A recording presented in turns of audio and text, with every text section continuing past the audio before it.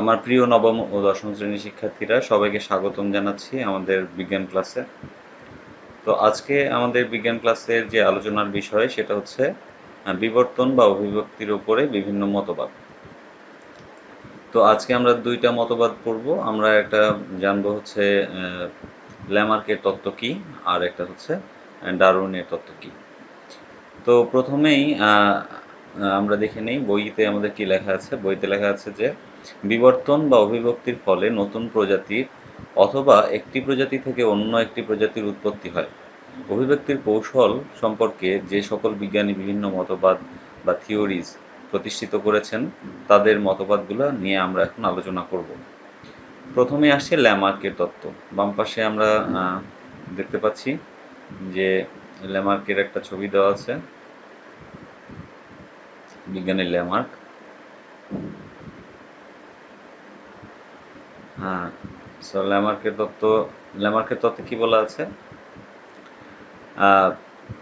Biology শব্দটির প্রতিষ্ঠাতা এবং প্রথম বিবর্তন বা অভিব্যক্তির ওপর বিশ্লেষণী তত্ত্ব প্রতিষ্ঠিত করেছিলেন ল্যামার্ক।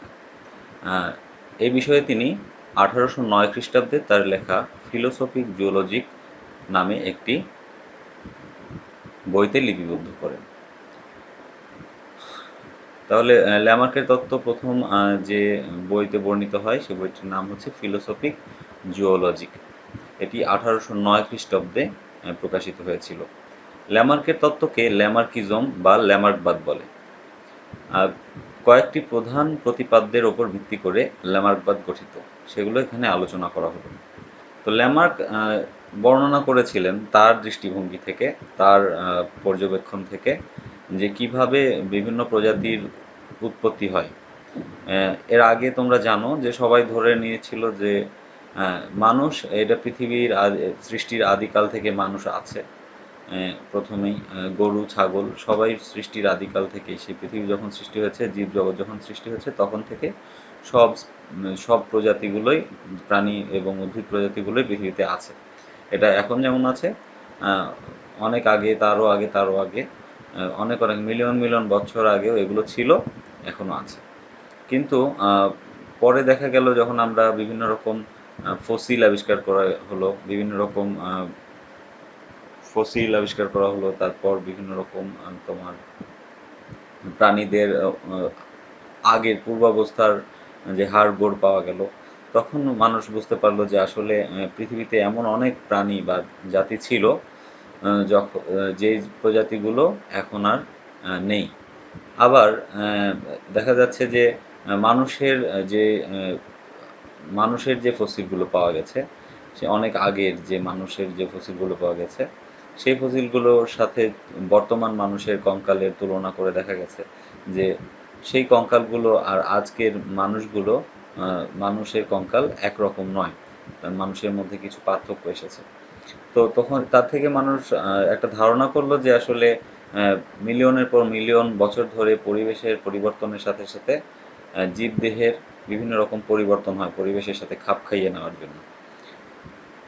তো এরকম মানুষ ধারণা করতে লাগলো। তো এই যে প্রজাতির উৎপত্তি, একটা প্রজাতি অনন্তকাল ধরে ছিল না, একটা নতুন প্রজাতি, যেমন ধরো করোনা ভাইরাস। করোনা ভাইরাস আগে ছিল না, সেটা এখন একটা নতুন প্রজাতি আবির্ভূত হয়েছে। সার্স ভাইরাস কিন্তু একরকম ছিল, কিন্তু সেটা বদলে গিয়ে এখন হচ্ছে করোনা ভাইরাসের রূপ নিয়েছে। তো এরকম পৃথিবীতে প্রতিনিয়ত নতুন নতুন প্রজাতির ভাইরাস তৈরি হচ্ছে, ব্যাকটেরিয়া তৈরি হচ্ছে।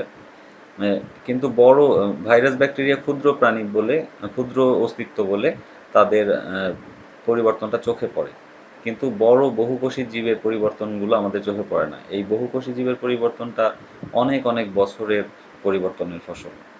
তো ল্যামার্ক এ বিষয়ে কি বলেছে, প্রজাতির উদ্ভব এবং বিকাশ সম্পর্কে বলেছেন। ল্যামার্কের মতে জীবের প্রয়োজনে জীবদেহে প্রথম যে আলোচনাটা সেটা হচ্ছে ব্যবহার ও অব্যবহারের সূত্র। তো ল্যামার্কের মতে জীবের প্রয়োজনে জীবদেহে নতুন অঙ্গের উৎপত্তি অথবা কোনো পুরানো অঙ্গের অবলুপ্তি ঘটতে পারে। ল্যামার্ক বলেছে যে জীবের প্রয়োজন অনুযায়ী নতুন অঙ্গ একটা তৈরি হতে পারে, আবার পুরাতন অঙ্গের অবলুপ্তি ঘটতে পারে। তার মতে কোনো জীবের কোনো অঙ্গ ধারাবাহিকভাবে ক্রমাগত ব্যবহৃত হয়, তবে সেই অঙ্গ পরিবেশের প্রয়োজনীয়তার জন্য ধীরে ধীরে সবল ও সুগঠিত হবে। অন্যদিকে জীবের কোনো অঙ্গ পরিবেশের জন্য অপ্রয়োজনীয় হলে ওই অঙ্গের আর ব্যবহার থাকে না। সুতরাং ক্রমাগত অব্যবহারের ফলে অঙ্গটি নিষ্ক্রিয় অঙ্গে পরিণত হবে এবং অবশেষে অবলুপ্ত হয়ে যাবে। ল্যামার্কের মতে অঙ্গের ব্যবহার ও অব্যবহারে জীবদেহে পরিবর্তন সূচিত করে, যা জীবের বংশপরম্পরায় অর্জিত বৈশিষ্ট্য। এর অর্থ হচ্ছে যে ল্যামার্ক বলতে চেয়েছেন যে কিছু প্রশ্নের উত্তর দিতে চেয়েছেন। মনে করো যে কেউ ল্যামার্ককে জিজ্ঞাসা করেছেন যে আচ্ছা, তাহলে হাঁসের পায়ের মধ্যে হাঁসের পায়ের আঙুলগুলোর মধ্যে একটা বড় পর্দা থাকে সাঁতার কাটার জন্য। এই পর্দাটা কিভাবে আসলো? হাঁসের আছে কিন্তু মুরগির নেই কেন? অথবা হাঁসের ঠোঁট চ্যাপ্টা, মুরগির ঠোঁট সরু কেন? তো এই রকম প্রশ্নের উত্তর দিতে গিয়ে ল্যামার্ক বলেছেন যে হাঁস পানিতে পানির সাথে খাপ খাইয়ে নেওয়ার জন্য ক্রমাগত সাঁতার কাটতে কাটতে হাঁস প্রজাতির এই পায়ের পাটা সেভাবে পরিবর্তিত হয়ে গেছে। আর হাঁস ওই চ্যাপ্টা ঠোঁট দিয়ে সহজে পানি থেকে খাদ্য সংগ্রহ করতে পারে। এই কারণে ঠোঁটের ব্যবহারের ওপরে নির্ভর করে হাঁসের ঠোঁটটা চ্যাপ্টা হয়ে গেছে। আর মুরগির যেহেতু চ্যাপ্টা ঠোঁট হলে ডাঙায় থাকে মুরগির চোখা ঠোঁট না হলে খাবার খুঁজতে অসুবিধা, তাই মুরগির ক্ষেত্রে তার ঠোঁটটা চোখা হয়ে গেছে ব্যবহারের ফলে। এটা হচ্ছে ল্যামার্কের প্রথম সূত্র। দ্বিতীয় সূত্রে বলেছে পরিবেশের প্রভাব। দ্বিতীয় পরিবেশের প্রভাবে বলেছে জীব সদা পরিবর্তনশীল, পরিবেশে নিজেকে উপযুক্তভাবে মানিয়ে নেওয়ার জন্য সবসময় চেষ্টা করে। এটি জীবের একটি সহজাত প্রবৃত্তি। স্বাভাবিকভাবে পরিবর্তনশীল পরিবেশে নিজেকে অভিযোজিত করতে জীবদেহে নানা রকমের পরিবর্তন দেখা যায়। ল্যামার্কের মতে পরিবেশের পরিবর্তন ঘটলে জীবের স্বভাব এবং দৈহিক পরিবর্তন ঘটে। এটাও একটি জীবের অর্জিত বৈশিষ্ট্য। এইখানে কি বলা হচ্ছে যে পরিবেশ যখন পরিবর্তন হয়, ধরো খুব শীত পড়লো, তাহলে জীব কি করবে? জীব শীতের থেকে বাঁচার চেষ্টা করবে। খুব গরম পড়লে জীব গরম থেকে বাঁচার চেষ্টা করবে এবং ওই পরিবেশের সাথে জীব খাপ খাইয়ে নেওয়ার চেষ্টা করবে। এই চেষ্টা থেকেই এই পরিবর্তন করার, নিজেকে পরিবর্তন করার চেষ্টা থেকেই জীবদেহে নানা রকম পরিবর্তন ঘটে। এটাই হচ্ছে ল্যামার্কের দ্বিতীয় তত্ত্ব। এরপরে ৩ নম্বরে বলেছে যে অর্জিত বৈশিষ্ট্যের বংশানুসরণ ও নতুন প্রজাতির উৎপত্তি। তো তখন ল্যামার্কে বলা হলো তাহলে নতুন নতুন প্রজাতি কীভাবে আসছে? ল্যামার্ক এই প্রশ্নের উত্তর দিতে গিয়ে বলেছেন কোনো জীবের জীবনকালে যে সকল বৈশিষ্ট্য অর্জিত হয় সেই সমস্ত বৈশিষ্ট্য এক প্রজন্ম থেকে অন্য প্রজন্মে সঞ্চারিত হয়, অর্থাৎ অর্জিত বৈশিষ্ট্যের বংশানুসরণ ঘটে। তার মানে কি?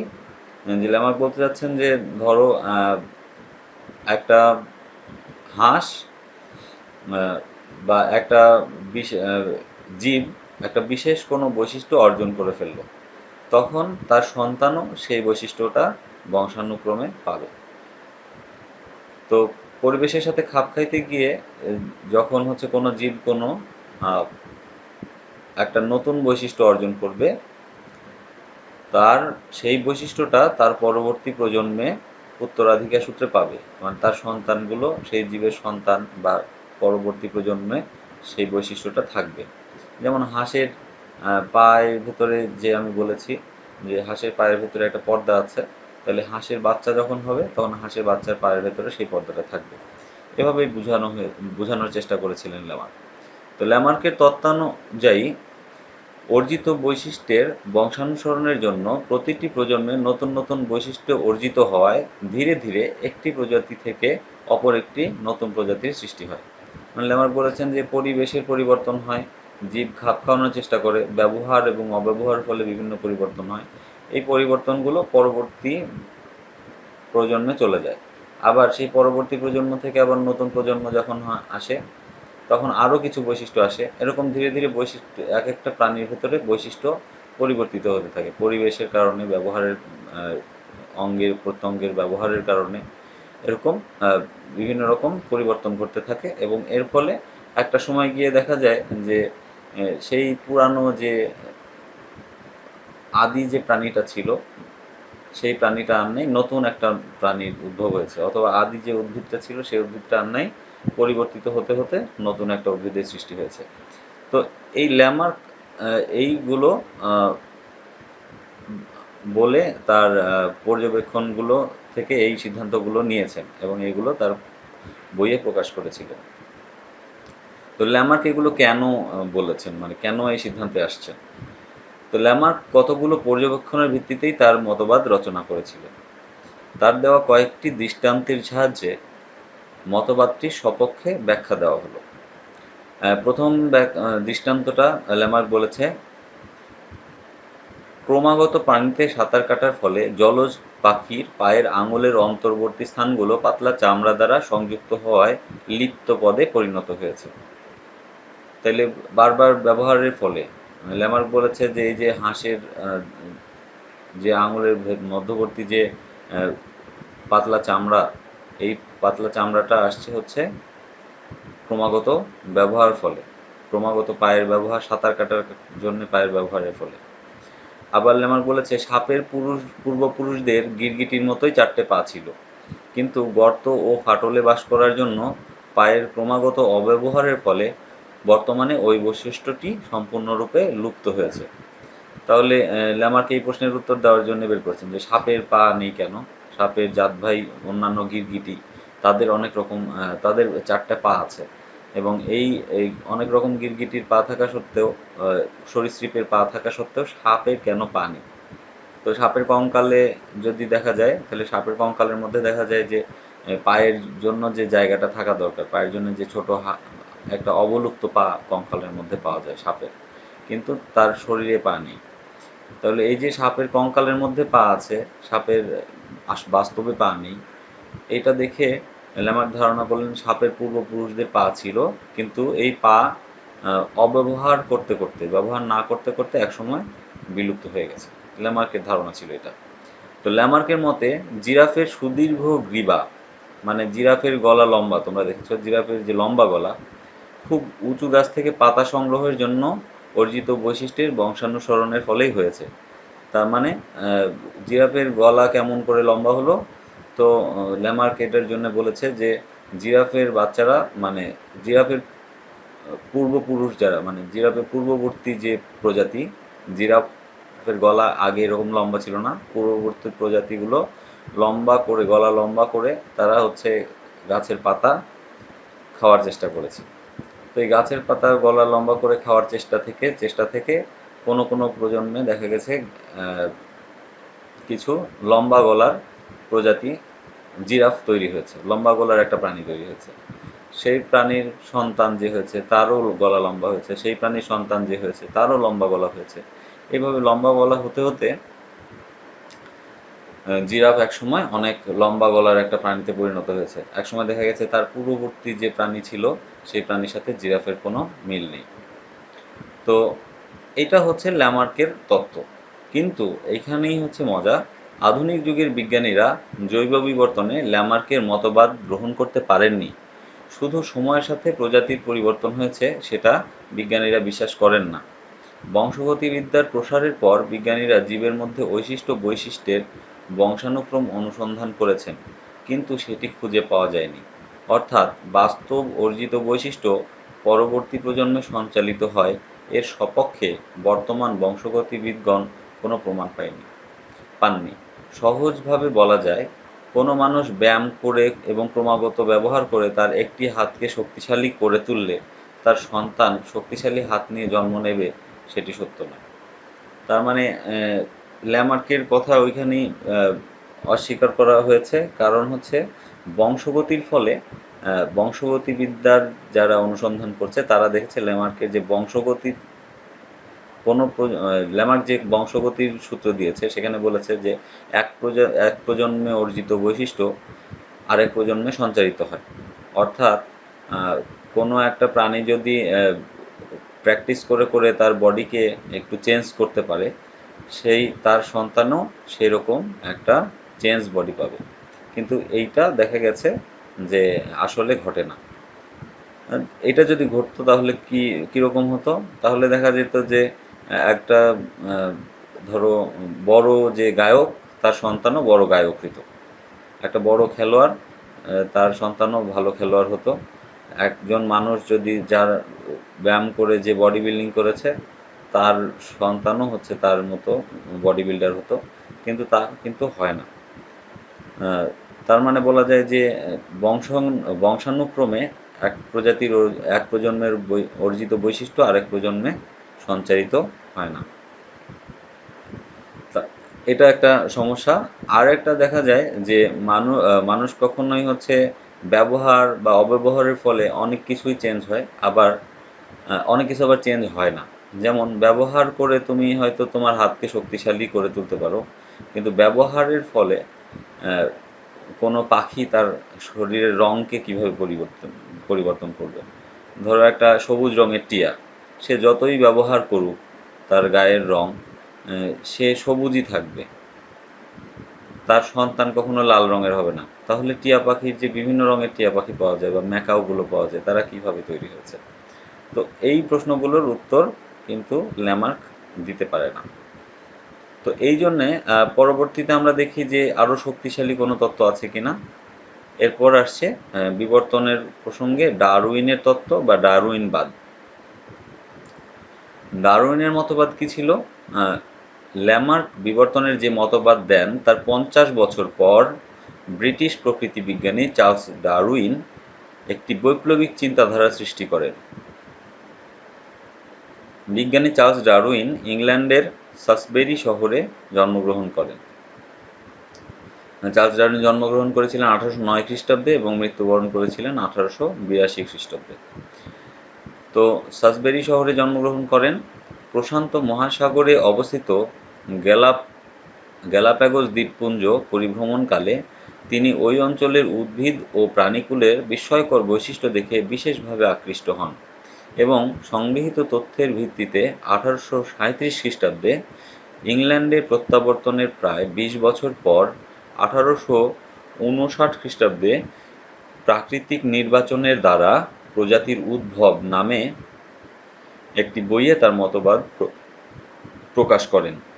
তো প্রাকৃতিক নির্বাচনের দ্বারা প্রজাতির উদ্ভব এটার মানে কি? এই বইটার ইংরেজি নাম হচ্ছে origin of species by means of natural selection. তো ব্রিটিশ বিজ্ঞানী চার্লস ডারউইন, তোমরা দেখতে পাচ্ছ ডারউইনের ছবি দেওয়া আছে এখানে। উনি একটা সমুদ্র ভ্রমণে বের হন। ৫ বছর ধরে তিনি বিভিন্ন দ্বীপপুঞ্জে ভ্রমণ করেন। এর মধ্যে গ্যালাপাগোস দ্বীপপুঞ্জে তিনি অদ্ভুত বৈশিষ্ট্যের কিছু প্রাণী খুঁজে পান এবং গ্যালাপাগোস দ্বীপপুঞ্জ দেখা যায় যে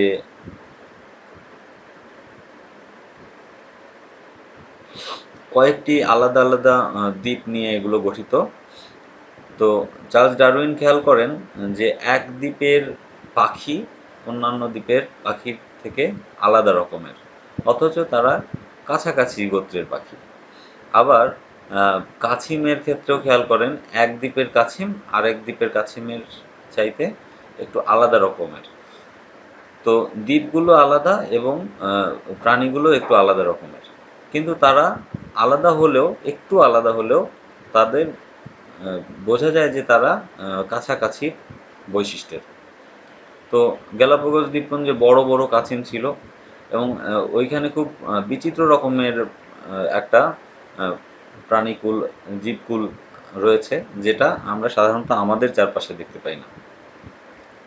ডারউইন গভীর পর্যবেক্ষণ করেন এবং এই পর্যবেক্ষণ করে তিনি ইংল্যান্ডে ফিরে আসেন। ইংল্যান্ডে ফিরে আসার সাথে সাথে তিনি তার পর্যবেক্ষণের যে সিদ্ধান্তগুলো এগুলো জানাতে পারেননি। তখনকার সমাজ বা তখনকার ধর্মব্যবস্থা তার মতবাদকে গ্রহণ করবে না, উনি এটা জানতেন। তাই তিনি কী করেন? তিনি অপেক্ষা করেন এবং প্রায় ২০ বছর পর তিনি ১৮৫৯ খ্রিস্টাব্দে তার মতবাদটি প্রচার করেন এবং এই মতবাদ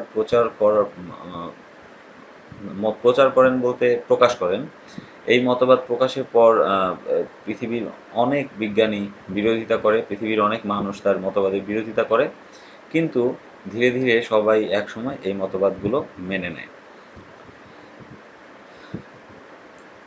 তো ডারউইনের দৃষ্টিতে প্রকৃতিতে সংগঠিত সাধারণ সত্যগুলো এরকম। প্রথম সূত্র ডারউইনের, অত্যাধিক হারে বংশবৃদ্ধি। তো ডারউইনের মতে অত্যাধিক হারে বংশবৃদ্ধি করাই জীবের সহজাত বৈশিষ্ট্য। এর ফলে জ্যামিতিক ও গাণিতিক হারে জীবের সংখ্যা বৃদ্ধি পায়। উদাহরণস্বরূপ বলা যায় যে একটা সরিষা গাছ থেকে বছরে প্রায় 7,30,000টি বীজ জন্মায়। এই 7,30,000 বীজ থেকে 7,30,000 সরিষা গাছের জন্ম হওয়া সম্ভব। 7,30,000 সরিষা গাছের জন্ম হওয়া সম্ভব। তাহলে একটা সরিষার গাছ থেকে 7,30,000 বীজ হয়, এবং এই 7,30,000 বীজ থেকে নতুন পরবর্তী প্রজন্মে কিন্তু 7,30,000 সরিষা গাছের জন্ম হওয়া সম্ভব। আবার একটি স্ত্রী স্যামন মাছ প্রজনন ঋতুতে প্রায় 3 কোটি ডিম পাড়ে। তাহলে স্যামন মাছ একটা মাছ প্রজনন ঋতুতে প্রায় 3 কোটি ডিম পাড়ে। তাহলে একটা মাছ থেকে 3 কোটি ডিম বের হলো। তাহলে 3 কোটি স্যামন মাছ পরবর্তীতে হওয়ার কথা। তো এইভাবে যদি চলতে থাকে তাহলে পৃথিবীতে সরিষা গাছ ছাড়া তো আর কিছু থাকার কথা না। আবার স্যামন মাছ যদি 3 কোটি ডিম পারে, তাহলে 3 কোটি স্যামন মাছ নতুন প্রজন্মে তৈরি হবে, এবং এই 3 কোটি স্যামন মাছের জায়গা দিতে গেলে চিন্তা করো যে সমুদ্রের মধ্যে বা নদীর মধ্যে স্যামন মাছ ছাড়া তো আর কোনো মাছই থাকার কথা না, কারণ স্যামন মাছেই ভরে যাবে। ডারউইনের মতে এক জোড়া হাতি হতে উদ্ভূত সবগুলো হাতি বেঁচে থাকলে 750 বছরে হাতির সংখ্যা হবে 1,90,00,000,000। তাহলে হাতিও যখন যদি বংশবৃদ্ধি করে, হাতির বংশবৃদ্ধি করার ক্ষমতা বলতে গেলে অনেক কম। তারা বেশ কয়েক বছরে একটা বাচ্চা দেয়। কিন্তু চিন্তা করো যে এক জোড়া হাতি থেকে যতগুলো হাতি আছে সবগুলো হাতি যদি বেঁচে থাকে, তাহলে 750 বছর পর হাতির সংখ্যা হবে 1,90,00,000,000। তো এরকম প্রত্যেকটা প্রজাতি প্রচুর পরিমাণে বংশবৃদ্ধি করে, এটাই তার সহজাত বৈশিষ্ট্য। তো দ্বিতীয় সূত্র হচ্ছে সীমিত খাদ্য ও বাসস্থান। তো এই যে অনেক পরিমাণ জীব তৈরি হচ্ছে, তাদের জন্য কিন্তু পৃথিবীতে খাদ্য সীমিত, বাসস্থানও সীমিত। তো ভূপৃষ্ঠের আয়তন সীমাবদ্ধ হয়, জীবের বাসস্থান সীমিত এবং খাদ্য সীমিত। এরপর হচ্ছে অস্তিত্বের জন্য সংগ্রাম। তাহলে এই যে প্রচুর পরিমাণে প্রাণী এক প্রজন্ম থেকে আরেক প্রজন্মে তৈরি হচ্ছে, একটা স্যামন মাছ থেকে 3 কোটি ডিম তৈরি হচ্ছে, এই ডিম ফুটে যে স্যামন মাছগুলো হবে, তারপর ধরো হাতি হচ্ছে, সরিষা হচ্ছে, এছাড়াও কত রকমের পশু পাখি আছে, তারাও তো বংশবৃদ্ধি করছে। তো এই যে পশু পাখিগুলো, মানুষ, পশু পাখি, জীবজগতের প্রত্যেকে যে বংশবৃদ্ধিতে অংশ নিচ্ছে, এই বংশবৃদ্ধি করার ফলে নতুন প্রজন্মে গিয়ে প্রত্যেকটা প্রজাতির সংখ্যাই বেড়ে যাওয়ার কথা, কিন্তু তা বাড়ছে না। কারণ কি? তাদের সংগ্রাম করতে হচ্ছে এই খাদ্য এবং বাসস্থান নিয়ে। তো খাদ্য এবং বাসস্থান সীমিত হওয়ায় সবাই খাদ্য পাচ্ছে না, সবাই বাসস্থানও পাচ্ছে না। জীবেরা জ্যামিতিক ও গাণিতিক হারে সংখ্যা বৃদ্ধি ঘটায়, এবং খাদ্য ও বাসস্থান সীমিত থাকায় জীবকে বেঁচে থাকার জন্য কঠিন প্রতিযোগিতার সম্মুখীন হতে হয়। ডারউইন এ ধরনের সংগ্রামকে অস্তিত্বের জন্য সংগ্রাম বলে অভিহিত করেন। তো ডারউইন এই সংগ্রামকে বলেছেন অস্তিত্বের জন্য সংগ্রাম। ডারউইন লক্ষ্য করেন যে জীবকে 3টি পর্যায়ে প্রায় একই সংগ্রাম করতে হয়। সেগুলো হচ্ছে, প্রথমটা হচ্ছে আন্তঃপ্রজাতি সংগ্রাম। আন্তঃপ্রজাতি মানে এক প্রজাতির সাথে আরেক প্রজাতির যে সংগ্রাম। যে কীরকম? যেমন ধরো ব্যাঙ কীটপতঙ্গ খায়, সাপ ব্যাঙেদের খায়, আবার ময়ূর সাপ এবং ব্যাঙ দুটোকেই খায়। তো এভাবে নিতান্ত জৈবিক কারণেই বিভিন্ন প্রজাতির মধ্যে খাদ্যের সম্পর্কের একটি নিষ্ঠুর জীবন সংগ্রাম গড়ে ওঠে। তাহলে এটা হচ্ছে প্রিডেটর প্রে রিলেশন বলা হয়, যে কেউ শিকার করে আর কেউ শিকার হয়। জীবজগতে এটাই নিয়ম। জীবজগতে নিয়ম হচ্ছে কেউ খাবে আর কেউ খাবার সাপ্লাই করবে। তো সাপকে বেঁচে থাকতে হলে তার ব্যাঙ খেতে হবে, ব্যাঙকে বেঁচে থাকতে হলে কীটপতঙ্গকে খেতে হবে, কীটপতঙ্গকে বেঁচে থাকলে হলে ঘাস বা উদ্ভিদের উপর আক্রমণ করতে হবে, তাদের বেঁচে থাকার জন্যেই আরেকটা জীবের উপরে তাকে নির্ভর করতে হবে, এটাই হচ্ছে নিয়ম। তো এই যে একটা ব্যাঙ সে কিন্তু পোকামাকড়কে খাবে, তাহলে পোকামাকড়গুলো ব্যাঙ থেকে বাঁচার চেষ্টা করবে। আবার ব্যাঙ যেমন পোকামাকড়কে খাচ্ছে, সাপ কিন্তু ব্যাঙকে খাবে, তাহলে ব্যাঙ কী করবে? সাপ সাপের কাছ থেকে বাঁচার চেষ্টা করবে। তো এভাবে প্রত্যেকেও কিন্তু বাঁচারও চেষ্টা করছে। একজন খাওয়ার চেষ্টা করছে, একজন আরেকজনকে খাওয়ার চেষ্টা করছে, আবার একজন আরেকজনের হাত থেকে বাঁচার চেষ্টা করছে।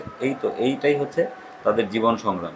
কেউ ব্যাঙকে না খেলে বাঁচতে পারবে না, আবার ব্যাঙকে যদি সাপ খেয়ে নেয় তাহলে ব্যাঙও তো বাঁচতে পারবে না। তাহলে ব্যাঙ এবং সাপ উভয়ই কিন্তু সংগ্রাম করছে। তো এটা হচ্ছে আন্তঃপ্রজাতিক সংগ্রাম, দুইটা প্রজাতির মধ্যে সংগ্রাম। এরপর হচ্ছে অন্তঃপ্রজাতিক সংগ্রাম। অন্তঃপ্রজাতিক সংগ্রাম কি? একই প্রজাতির বিভিন্ন সদস্যের খাদ্য ও বাসস্থান একই রকমের হওয়ায় এদের সদস্য সংখ্যা বৃদ্ধি পেলে এরা নিজেদের মধ্যেই বেঁচে থাকার প্রতিযোগিতা শুরু করে। উদাহরণ হিসেবে বলা যায় যে একটি দ্বীপে তৃণভোজী প্রাণীর সংখ্যা বেড়ে গেলে খাদ্য ও বাসস্থান সীমিত থাকায় তারা নিজেরাই নিজেদের মধ্যে সংগ্রাম শুরু করে। সবল প্রাণীগুলো দুর্বল প্রাণীদের প্রতিহত করে গ্রাসাচ্ছাদন করে ফেলে, ফলে দুর্বল প্রাণীগুলো কিছুদিনের মধ্যেই অনাহারে মারা পড়ে। তো মনে করো সেই স্যামন মাছটার কথা। স্যামন মাছ একটা নদীতে ডিম পারলো। কতগুলো ডিম পেড়েছে? ৩ কোটি ডিম পেড়ে ফেলেছে। এখন এই ৩ কোটি ডিম থেকে দেখা যাবে ৩ কোটি ডিম কিন্তু বাচ্চা হবে না। মনে করো যে ৩ কোটি ডিম থেকে ৩ লক্ষ বাচ্চা ফুটে বেরোলো। এবার এই ৩ লক্ষ বাচ্চা যখন খাদ্যের জন্য ছুটবে, তখন দেখা যাবে কেউ খাবার পাবে, কারো ভাগ্য ভালো হবে, সে খাবার পাবে, কেউ খাবার পাবে না। কেউ আবার অন্যান্য শিকারীদের হাতে কেউ আবার অন্যান্য শিকারীদের দ্বারা অন্যান্য শিকারীরা কোনো বাচ্চাকে খেয়ে ফেলবে। ওইটা হচ্ছে আন্তঃপ্রজাতিক সংগ্রামের মধ্যে। কিন্তু মনে করো কেউ নাই, ওই বাচ্চাগুলোকে খাবার কেউ নাই, ওই বাচ্চাগুলোকে কেউ আক্রমণ করবে না, অন্য কোনো প্রজাতি দ্বারা আক্রান্ত হবে না। তাহলে সবগুলো বাচ্চারই কি বেঁচে থাকার কথা? আপাত দৃষ্টিতে হয়তো মনে হতে পারে হ্যাঁ, কেউ যদি না মেরে ফেলে তাহলে বাঁচবেই তো। কিন্তু আসলে সবাই বাঁচবে না। কেন বাঁচবে না? কারণ হচ্ছে ওই ৩ লক্ষ যে স্যামন মাছ, সবার বেঁচে থাকার মতো খাদ্য কিন্তু ওই নদীতে সাধারণত থাকবে না, ওই জলাশয়ে থাকবে না। তাহলে প্রত্যেকেই খাদ্যের জন্য, বাসস্থানের জন্য প্রতিযোগিতা করতে হবে। এই প্রতিযোগিতায় কারা হেরে যাবে? যারা দুর্বল তারা হেরে যাবে এবং সবলগুলো বেঁচে থাকবে। তো দুর্বল প্রাণীগুলো কিছুদিনের মধ্যেই মারা পড়ে। তাহলে কি হলো? দুর্বল প্রাণীগুলো মরে যায় খাপ খাওয়াতে না পেরে বা অভাবে, খাদ্য বাসস্থানের অভাবে, এবং সবল প্রাণীগুলো বেঁচে থাকে। এরপর পরিবেশের সঙ্গে সংগ্রাম। পরিবেশ হচ্ছে আমাদের একটা বড় পরিবেশের সঙ্গে সংগ্রাম হচ্ছে আমাদের একটা বড় সংগ্রাম হচ্ছে প্রত্যেকটা প্রজাতির জন্য পরিবেশের সঙ্গে সংগ্রাম করা। খুব স্বাভাবিকভাবেই দেখো যে আমরা করোনার আক্রমণের ফলে আমরা কি করেছি? সবাই লকডাউনের ভেতরে চলে গেছি, আমরা সবাইকে বন্দি করে রেখেছি। কেন আমরা রেখেছি? এটা আমরা পরিবেশের সাথে সংগ্রাম করছি।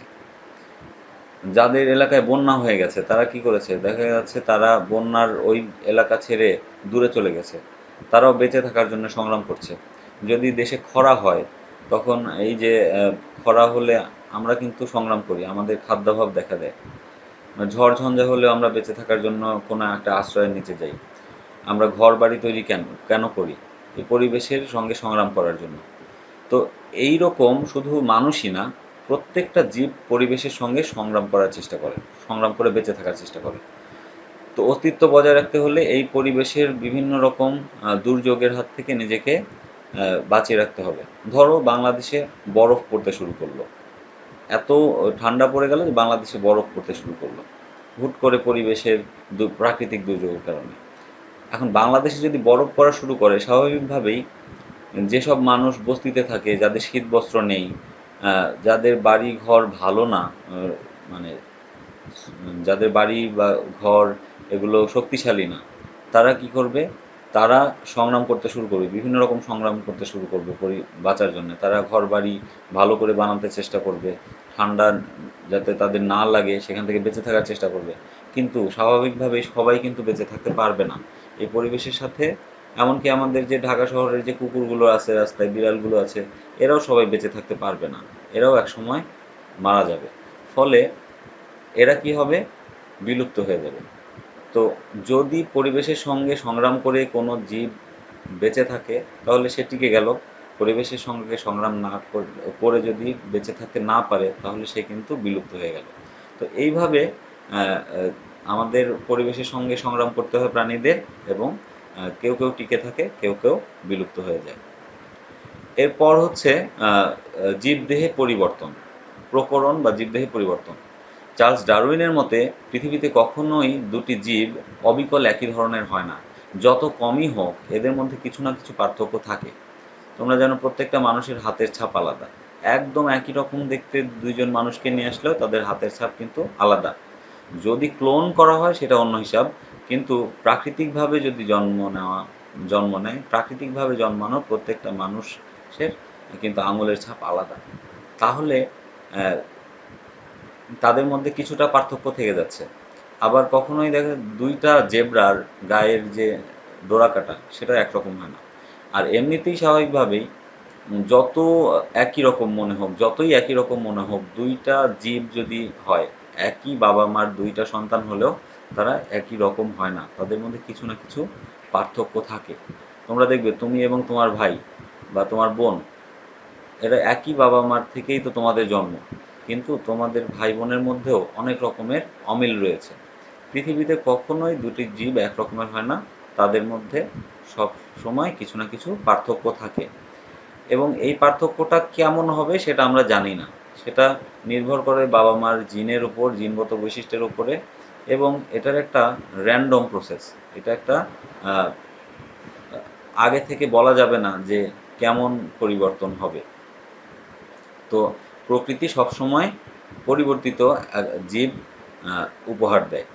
নতুন যে প্রাণীটা পৃথিবীতে আসছে সে একটা নতুন রকমের প্রাণী, সে একটু আলাদা হবে অন্যদের থেকে। নতুন যে উদ্ভিদটা প্রাণী পৃথিবীতে আসছে সেও অন্যান্য আগে তার বাবা মা বা তার প্রতিবেশীদের সাপেক্ষে একটু আলাদা হবে। তো এরপর হচ্ছে যোগ্যতমের জয়। যোগ্যতমের জয় কি? ডারউইনের মতে যেসব প্রকরণ জীবের সংগ্রামের পক্ষে সহায়ক এবং পরিবেশের সঙ্গে অভিযোজনমূলক, তারাই কেবল বেঁচে থাকে। তার মানে তোমার শরীরের যে সকল বৈশিষ্ট্য পরিবেশের সঙ্গে সংগ্রামের জন্য সহায়ক, সেগুলো তোমাকে বেঁচে থাকার জন্য সহযোগিতা করবে, এবং কিছু কিছু বৈশিষ্ট্য হয়তো তোমাকে বাধাগ্রস্তও করবে। তাহলে পৃথিবীতে আসলে শেষ পর্যন্ত কারা বেঁচে থাকে, কারা টিকে থাকে? যাদের শরীরের বৈশিষ্ট্য, যাদের শারীরিক বৈশিষ্ট্য, এই যে আমরা বিভিন্ন রকমের সংগ্রামের কথা বললাম, আন্তঃপ্রজাতি সংগ্রাম, অন্তঃপ্রজাতি সংগ্রাম এবং পরিবেশের সঙ্গে সংগ্রাম, এই তিন ধরনের সংগ্রামের সঙ্গে সম্পর্কিত তারাই কেবল বেঁচে থাকে। অন্যান্য প্রাণী বেঁচে থাকতে পারে না। যেমন তুমি যদি মেরু অঞ্চলের ভাল্লুককে বা শিয়ালকে যদি নিয়ে এসে ঢাকার চিড়িয়াখানায় রেখে দাও স্বাভাবিক পরিবেশে, তাহলে তারা বেঁচে থাকতে পারবে না। কারণ মেরু অঞ্চলের ভাল্লুক বা বাঘ বা শিয়াল যাই বলো না কেন, তারা বরফের মধ্যে থাকতে অভ্যস্ত। পেঙ্গুইন, তারা বরফে থাকতে অভ্যস্ত। তাদের যদি গরম জায়গায় এনে রাখো তারা বেঁচে থাকতে পারবে না। তো আবার ঠিক একই রকমভাবে উটকে গিয়ে নিয়ে যদি বরফের মধ্যে রেখে দাও, উটও বেঁচে থাকতে পারবে না। তাহলে এরকম পরিবেশের সঙ্গে সংগ্রাম করে বেঁচে থাকতে হবে। তাহলে যে যোগ্য সেই বেঁচে থাকে, এই জন্য এটাকে বলা হচ্ছে যোগ্যতমের জয়। এরপর হচ্ছে প্রাকৃতিক নির্বাচন। তো এইটা হচ্ছে এই যে সবগুলো আমরা পড়ে আসলাম, এটার এটার দিয়ে আসলে এইগুলো কিভাবে নতুন একটা জীবকে সৃষ্টি করে বা একটা জীবের ক্রমবিকাশ করে বা একটা জীবকে পরিবর্তিত করে, সেইটাই প্রাকৃতিক নির্বাচনের বক্তব্য। তো প্রাকৃতিক নির্বাচন কি? প্রাকৃতিক নির্বাচন হচ্ছে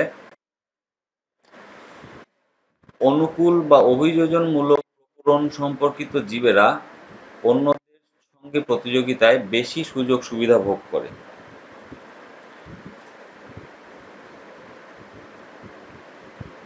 এই প্রক্রিয়ায় এই প্রক্রিয়াকে প্রাকৃতিক নির্বাচন বলে।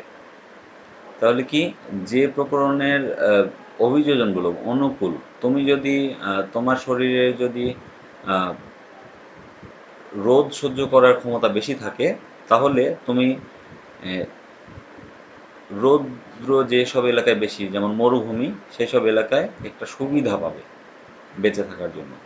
আবার কারো যদি ঠান্ডা সহ্য করার ক্ষমতা বেশি থাকে, তাহলে সে শীতল এলাকায় বেশি সুবিধা পাবে। তো এই সুযোগ সুবিধা ভোগ করাটাই হচ্ছে প্রাকৃতিক নির্বাচন। প্রকৃতি কাউকে কাউকে নির্বাচন করে। এটা কাকে নির্বাচন করে আমরা জানি না একদম। কাউকে প্রকৃতি প্রকৃতি এটা ঠিক করে নেয় যে সে কাকে সুবিধা দেবে আর কাকে অসুবিধা দেবে। তো অনুকূল প্রকরণ সমন্বিত জীবেরা প্রকৃতির দ্বারা নির্বাচিত হয়ে তুলনামূলক বেশি সংখ্যায় বেঁচে থাকে। তো ধরো একটা ঘোড়ার, সেটা মরুভূমি অঞ্চলের একটা ঘোড়া, 3টা বাচ্চা হলো। 3টা বাচ্চার মধ্যে একটা বাচ্চা খুব মসৃণ শরীর এবং তার গায়ের রং হচ্ছে কালো। আরেকটা ঘোড়ার একটু, সে হয়তো একটু দুর্বল। আরেকটা ঘোড়া হচ্ছে তার শরীরে অনেক বড় বড় লোম। তো কি হবে, 3টা বাচ্চার 3 রকমের বৈশিষ্ট্য। তো এখন এই বাচ্চাগুলো যখন মরুভূমিতে বেঁচে থাকার চেষ্টা করবে, মরুভূমি অঞ্চলে প্রচণ্ড গরম পড়ে, তো এই গরমের মধ্যে যখন বেঁচে থাকার চেষ্টা করবে, তখন দেখা যাবে যে কেউ কেউ একটু বেশি সুবিধা পাচ্ছে, কেউ কেউ একটু কম সুবিধা পাচ্ছে। তাহলে যারা কম সুবিধা পাবে মরুভূমিতে, তাদের বেঁচে থাকতে অসুবিধা হবে, তারা ধীরে ধীরে দুর্বল হয়ে পড়বে, মারা যাবে। আর যার শরীর মরুভূমিতে বেঁচে থাকার উপযোগী, সেই বাচ্চাটা কিন্তু স্বাভাবিকভাবে বেঁচে থাকবে। ফলে পরবর্তীতে সেই ঘোড়াটা যে বেঁচে গেল, সেই ঘোড়াটা আবার যখন বংশ বিস্তার করবে, তখন আরও ধরো 3-4 রকমের ঘোড়া হবে। তার মধ্যে যে ঘোড়াটা আবার মানিয়ে নিতে পারে সে বেঁচে থাকবে, বাকিগুলো বিলুপ্ত হয়ে যাবে। ঠিক একইভাবে বারবার প্রাকৃতিক নির্বাচন হতে হতে একসময় দেখা যায় একটা নির্দিষ্ট বৈশিষ্ট্য ছাড়া অন্যান্য বৈশিষ্ট্যের প্রাণীগুলো ওই এলাকায় আর বেঁচে থাকতে পারেনি। ফলে তারা ধীরে ধীরে অবলুপ্ত হয়ে যায়। নিচে একটা ছবি দেওয়া আছে, দেখো, গুবরে পোকা। গুবরে পোকাদের মধ্যে গাছের মধ্যে দেখো 2 রঙের গুবরে পোকা দেওয়া আছে। তো কোনো কোনো গুবরে পোকা হচ্ছে সবুজ রঙের, কোনো কোনো গুবরে পোকা হচ্ছে গাছের যে কালার সেই কালারের কাছাকাছি রঙের। তো যখন একটা পাখি দূর থেকে এই পোকাগুলোকে দেখবে, তখন এই নীল রঙের বা নীল রঙের গুবরে পোকাগুলো তার চোখে সহজে পড়বে এবং পাখি কি করবে, এই নীল রঙের গুবরে পোকাগুলোকে খেয়ে ফেলবে। তাহলে বেঁচে থাকলো কারা? বেঁচে থাকলো হচ্ছে যাদের রং গাছের রঙের সাথে মিলে যাবে, সেই রঙের গুবরে পোকারা। তাহলে এই চিত্র থেকে দেখা যাচ্ছে যে পরবর্তী প্রজন্মে গিয়ে কোন ধরনের গুবরে পোকা বেশি হবে। অবশ্যই গাছের গায়ে রঙের সাথে মিলে যাওয়া রঙের গুবরা পোকা বেশি হবে, বাদামি রঙের গুবরা পোকার সংখ্যা বেশি হবে। কিন্তু কিছু কিছু হয়তো আবার সবুজ রঙের গুবরা পোকা আবার হবে, কিন্তু তাদেরও কিন্তু আবার এই পাখি খেয়ে ফেলবে। ফলে একসময় দেখা যাবে এই গাছের যে পরিবেশ, এই গাছের যে গুবরে পোকারা মানে যে ধরনের গুবরে পোকা পাওয়া যাচ্ছে, প্রজন্মের পর প্রজন্ম অতিবাহিত হওয়ার পর একসময় দেখা যাবে যে এই বাদামি রঙের গুবরে পোকা ছাড়া আর কোনো গুবরে পোকা নাই। তখন আমাদের স্বাভাবিকভাবে মনে হবে গুবরে পোকার রং কি? তোমরা বলবে বাদামি। কিন্তু একসময় যে গুবরে পোকার রং সবুজও ছিল বা নীলও ছিল, সেটা কিন্তু আমরা কেউ জানতে পারবো না। তো ডারউইনের মতবাদ অনুসারে পরিবেশে যে জীবটি খাপ খাইয়ে নেবে সে হবে যোগ্য, এবং যোগ্য জীবটি পরিবেশের প্রতিযোগিতায় জয়ী হয়ে বেঁচে থাকার জন্য বংশবৃদ্ধি করবে এবং টিকে থাকবে। এরপর বলছে নতুন প্রজাতির উৎপত্তি তাহলে কিভাবে হয়। যে সকল প্রাণী ও উদ্ভিদের মধ্যে সুবিধাজনক প্রকরণ দেখা যায়, প্রকৃতি তাদের নির্বাচন করে এবং তাদের লালন করে। সুবিধাজনক প্রকরণযুক্ত প্রাণী এবং উদ্ভিদ পরিবেশের সাথে নিজেদের মানিয়ে নিতে পারে এবং অযোগ্যদের তুলনায় বেশি হারে বংশবিস্তার করতে পারে। উত্তরাধিকার সূত্রে এদের বংশধরদের মধ্যে প্রকরণগুলো সঞ্চারিত হয়। এই বংশধরদের মধ্যে আবার যাদের সুবিধাজনক প্রকরণ বেশি থাকে, প্রকৃতি আবার তাদের নির্বাচন করে। এভাবে যুগ যুগান্তর ধরে নির্বাচিত করে প্রকৃতি প্রাণী ও উদ্ভিদের নতুন প্রজাতি সৃষ্টি করে। বর্তমানে বংশগতিবিদ, কোষতত্ত্ববিদ ও শ্রেণীবিদগণ নতুন প্রজাতির উৎপত্তির বিষয়ে ম্যান্ডেলের বংশগতি মতবাদের এবং ডারউইনের বিবর্তন মতবাদের ভিত্তিতে বলেন, ধীর গতিতে ৩টি ভিন্ন উপায়ে নতুন প্রজাতির সৃষ্টি হতে পারে। ৩টা ভিন্ন ভিন্ন উপায় আছে। সেটা হচ্ছে মূল প্রজাতি থেকে পৃথক হয়ে, এটা হচ্ছে আইসোলেশন। ২ হচ্ছে সংকরায়নের ফলে, এবং ৩ হচ্ছে সংকরায়ন প্রজাতিতে কোষ বিভাজনের সময় ঘটনাক্রমে কোষে ক্রোমোজোমের সংখ্যা বৃদ্ধির ফলে। এর ফলে নতুন জীবটির অভিযোজন ঘটবে এবং প্রাকৃতিক নির্বাচনের দ্বারা একটি নতুন প্রজাতির সৃষ্টি হবে। চার্লস ডারউইনকে জৈব বিবর্তনের জনক বলা হলেও তার মতবাদের উপর এখনও কিছু প্রশ্ন রয়ে গেছে। তার মতবাদের যে বিষয়গুলো নিয়ে প্রশ্ন আছে তার উত্তরের খোঁজে বিজ্ঞানীরা গবেষণা করে যাচ্ছেন। পৃথিবীতে সব বিজ্ঞানীকে নিয়ে একবার একটা জরিপ করা হয়েছিল। জরিপের বিষয়বস্তু ছিল পৃথিবীর নানা বৈজ্ঞানিক তত্ত্বের মধ্যে সর্বশ্রেষ্ঠ কোনটি। বিজ্ঞানীরা রায় দিয়ে বলেছিলেন বিজ্ঞানের সর্বশ্রেষ্ঠ তত্ত্ব হচ্ছে ডারউইনের বিবর্তন তত্ত্ব। তাহলে এই ছিল হচ্ছে আমাদের বিবর্তন তত্ত্ব সম্পর্কিত আলোচনা। তো আশা করি তোমরা বিষয়টা বুঝতে পেরেছো। তোমরা তোমাদের বইয়ে সুন্দরভাবে বিষয়গুলো ব্যাখ্যা করার চেষ্টা করা হয়েছে। তোমরা বারবার এই বইটি পড়বে। মনে রাখবে ল্যামার্কের তত্ত্ব এবং ডারউইনের তত্ত্ব, এই দুটি তত্ত্বই হচ্ছে বায়োলজিতে বা জীববিজ্ঞানে খুবই গুরুত্বপূর্ণ তত্ত্ব। এই তত্ত্বগুলো ল্যামার্কের তত্ত্ব গুরুত্বপূর্ণ কেন, ডারউইনের তত্ত্ব গুরুত্বপূর্ণ কেন, এগুলো নিয়ে নিজেরা চিন্তা করবে। এবং এখানে অনেক অনেক ইনফরমেশান আছে, এই ইনফরমেশানগুলো মনোযোগ দিয়ে পড়বে। বিজ্ঞানীদের জন্মের স্থান, সাল, বিজ্ঞানীদের লেখা বই, বিজ্ঞানীদের তত্ত্ব সম্পর্কিত আলোচনা, এই ধরনের ছোট ছোট ইনফরমেশানগুলো নিজেরা মনে রাখার চেষ্টা করবে, কারণ এগুলো তোমাদের পরীক্ষাতে প্রশ্ন করার সময় এই প্রশ্নগুলো আসে সাধারণত, এগুলো মনে রাখবে। আর বিশ্লেষণ করার জন্য তোমরা তোমাদের চারপাশের প্রকৃতির দিকে তাকাবে এবং নিজেরাই চিন্তা করবে কোন উদ্ভিদটা বা কোন প্রাণীটা কেন প্রকৃতিতে টিকে আছে, কোন উদ্ভিদের বৈশিষ্ট্যটা, বা তোমাদের আশেপাশে দেখবে মুরগি, গাছ, হয়তো কবুতর, গরু, ঘোড়া, কুকুর, বিড়াল, চিন্তা করবে ওদের বৈশিষ্ট্যগুলো নিয়ে চিন্তা করবে যে কেন এই প্রজাতিটা প্রকৃতির সাথে খাপ খাইয়ে নিতে পেরেছে, তাদের শরীরের বৈশিষ্ট্যগুলো কেন তাদেরকে কোন সুবিধা দিচ্ছে। আবার যেসব প্রাণী বিলুপ্ত হয়ে গেছে সেসব প্রাণী বিলুপ্তি নিয়েও তোমরা একটু পড়াশোনা করবে যে কেন তারা বিলুপ্ত হয়ে গেছে, কেন তারা প্রকৃতির সাথে খাপ খাওয়াতে পারেনি। তো এই সব বিষয় নিয়ে একটু চিন্তা ভাবনা করলে দেখবে যে নতুন প্রজাতি কীভাবে সৃষ্টি হয়, প্রজাতিগুলো কিভাবে প্রকৃতিতে টিকে থাকে এবং নতুন পরিবেশের সঙ্গে তাদের কেন তাদের পরিবর্তন দেখা যায়, সেগুলো তোমরা পরিষ্কারভাবে বুঝতে পারবে। সবাইকে অসংখ্য ধন্যবাদ ক্লাসে অংশগ্রহণ করার জন্য। সবাই সাবধানে থাকবে, ভালো থাকবে এবং সুস্থ থাকবে, এই আশা করে শেষ করছি।